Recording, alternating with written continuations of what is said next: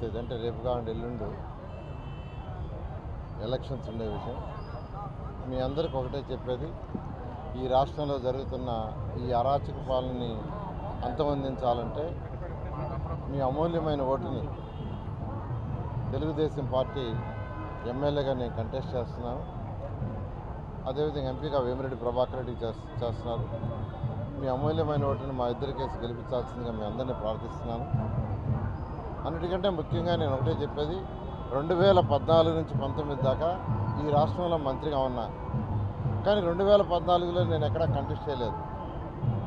కానీ ఒక నాయకుడు ఒక కాన్స్టిట్యున్సీ కంటెస్ట్ చేస్తే ఆ కాన్స్టిట్యున్సీలో ఉండే ప్రజా సమస్యలు అతని బాధ్యత.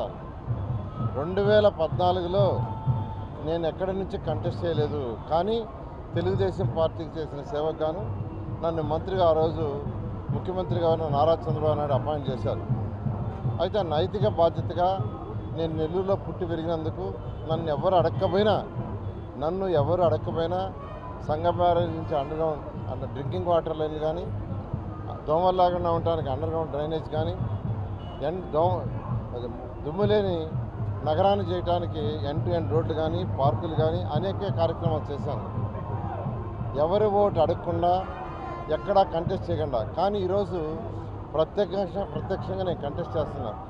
కంటెస్ట్ చేసినప్పుడు ఖచ్చితంగా ఈరోజు నెల్లూరులో ఉన్న 2,39,000 ఓటర్స్ యొక్క ప్రజా సమస్యలు ఖచ్చితంగా అక్కడ గెలిచిన నాయకుడిది అవుతుంది.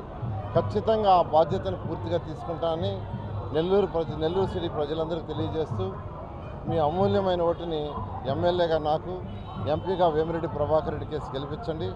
రాష్ట్రం నుంచి నేను ఫండ్స్ తీసుకొస్తా, కేంద్రం నుంచి ఆయన ఫండ్స్ తీసుకొస్తాడు. నెల్లూరు సిటీని ఖచ్చితంగా ఒక మోడల్ సిటీగా డెవలప్ చేస్తామని మరొకసారి మీ అమూల్యమైన ఓటుని మా ఇద్దరి కేసు గెలిపించండి.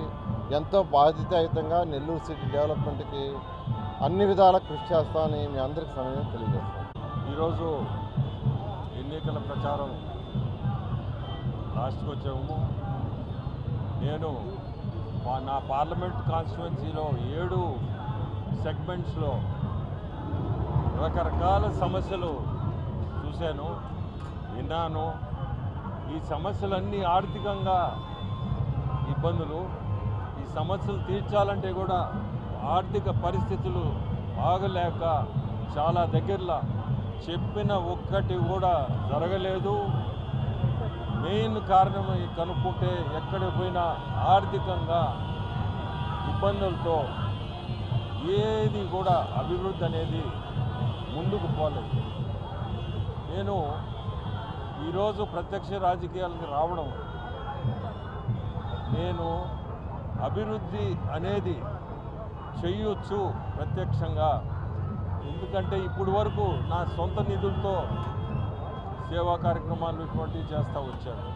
ఇప్పుడు మనం ప్రత్యక్షంగా రాజకీయాలకు వచ్చి, ఇప్పుడే నారాయణ సార్ చెప్పినట్టు నన్ను ఎంపీగా గెలిపిస్తే ఇక్కడ మనము చంద్రబాబు నాయుడు గారిని ముఖ్యమంత్రిగా మనం గెలిపించుకుంటే ఆర్థికంగా మనం ఈరోజు ఎన్డీఏ ప్రభుత్వంలో భాగస్వామ్యం ఉన్నాము కాబట్టి ఆర్థికంగా ఇబ్బంది లేకుండా ఈరోజు నేను గమనించింది 7 కాన్స్టిట్యుయెన్సీస్లో ప్రతి దగ్గర కూడా మెయిన్ ప్రాబ్లం ఫండ్స్ లేక డెవలప్మెంటల్ యాక్టివిటీస్ ఎక్కడ నిలిచిపోయాడు. ఈరోజు మనం ఎన్డీఏ ప్రభుత్వంలో కూటమిలో ఉన్నాము కాబట్టి మనకి ఫ్యూచర్ ఉంది. ఫ్యూచర్లో ఆర్థికంగా మనకి ఢిల్లీ నుంచి సపోర్ట్ ఉంటుంది. ఎన్డీఏ ప్రభుత్వం ఖచ్చితంగా గెలుస్తుంది.